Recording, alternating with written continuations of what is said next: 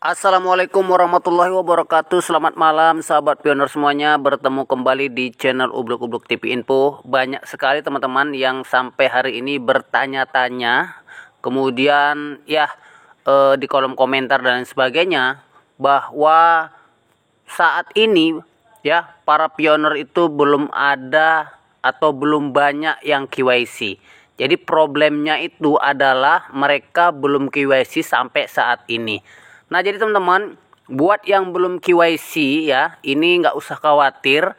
Apapun itu pastinya Kortim akan melakukan hal yang terbaik. Nah, jadi permasalahan KYC bukan hanya sekedar kita tidak mendapatkan undangan KYC atau KYC yang gagal. Karena mungkin dalam melakukan awal KYC kita melakukan banyak kesalahan. Nah, jadi mengapa verifikasi KYC bergegas dapat mengarah kepada akun palsu. Nah, jadi kalau misalnya kita nanti melakukan KYC itu dengan terburu-buru, bisa jadi kita dianggap akun palsu. Nah, ini agak sulit teman-teman agak lama karena ketidakhati-hatian kita. Mungkin identitas kita yang kabur dan lain sebagainya.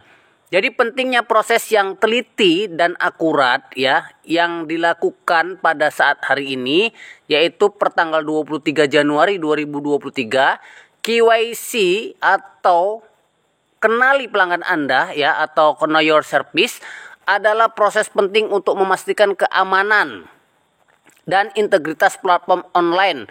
Jadi proses ini yang biasanya melibatkan verifikasi identitas pengguna melalui kombinasi informasi pribadi dan dokumentasi sangat penting untuk layanan keuangan dan aplikasi sensitif lainnya. Namun teman-teman, seperti tindakan pengamanan lainnya, penting untuk memastikan bahwa prosesnya menyeluruh dan akurat. Nah, tidak terburu-buru atau sangat terburu-buru itu adalah kesalahan. Salah satu kekhawatiran utama dengan mempercepat proses KYC adalah dapat mengarah pada pembuatan akun palsu. Nah, jadi bisa jadi punya teman-teman dianggap akun palsu bisa juga gitu, atau belum mendapat validasi dari validator. Tetapi jelasnya teman-teman, KYC yang dapat mengarah pada pembuatan akun palsu itu pasalnya jika diproses verifikasi tidak dilakukan secara menyeluruh, bisa saja individu membuat akun dengan menggunakan informasi atau dokumentasi palsu. Nah, ini bisa menjadi masalah paling utama jika platform tersebut digunakan untuk bertransaksi keuangan, karena dapat membuka pintu penipuan dan aktivitas kriminal lainnya. Jadi masalah lain yang dapat muncul saat mempercepat proses KYC itu adalah sulitnya validator untuk memverifikasi identitas pengguna secara akurat. Misalnya, jika ID yang ditampilkan berumur beberapa tahun atau mungkin expired. Nah, seperti itu teman-teman. Mungkin sulit untuk mencocokkan gambar pada ID dengan penampilan individu saat ini. Dulu mungkin berkumis, sekarang tidak, atau sebaliknya, dulu tidak berjenggot, sekarang berjenggot.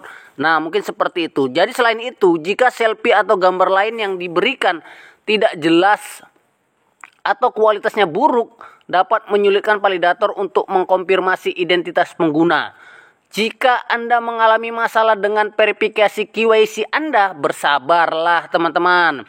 Jadi dalam hal ini banyak kasus di KYC Point Network itu yang tidak berhasil.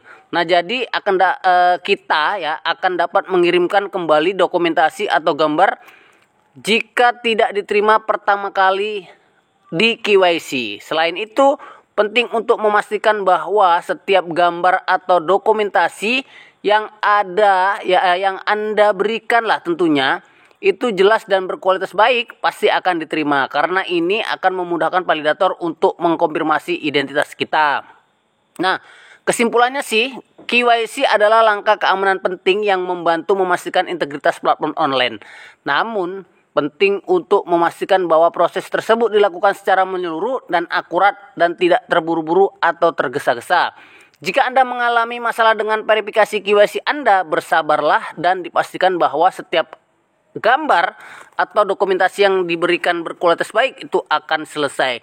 Nah, jelasnya Nicholas melakukan hal ini karena memang ini adalah KYC yang pertama dilakukan oleh Nicholas dalam sistem AI ya, yaitu diverifikasi oleh manusia dan bukan mesin yang bisa mendeteksi kelulusan KYC seseorang, karena memang KYC DeFi ini akan dilakukan sangat istimewa ataupun sangat sensitif terhadap penipuan dan lain sebagainya, sehingga kedepannya tidak ada lagi akun-akun palsu yang menggunakan CoinPay dalam bertransaksi di dalam blockchain Pi sendiri. Oke teman-teman, mungkin itu saja dan tetap semangat, mudah-mudahan Anda KYC dan ya semakin banyak, semakin cepat, semakin dilakukan open minded tentunya. Terima kasih, sampai bertemu kembali.